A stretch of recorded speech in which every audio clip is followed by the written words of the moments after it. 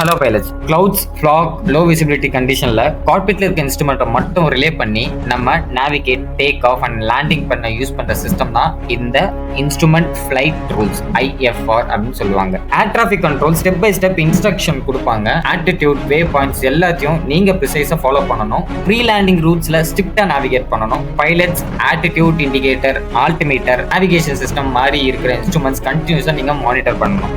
Safe separation கண்டிப்பாக maintain பண்ணணும். ATC கைடன்ஸை 100% நீங்கள் ஃபாலோ பண்ணி ஆகணும். ஏன்னா மிட் ஏர் கொலேஷனை அவாய்ட் பண்ண இதனால் மட்டும் தான் முடியும். IFR ஃப்ளை பண்ணுறதுக்கு என்னெல்லாம் தேவை? Proper instrumental training plus valid IFR rating இருக்கணும். வெதர், ஏர் ஸ்பேஸ், ரேடியோ கம்யூனிகேஷனில் ரொம்பவே ஸ்ட்ராங்காக இருக்கணும்.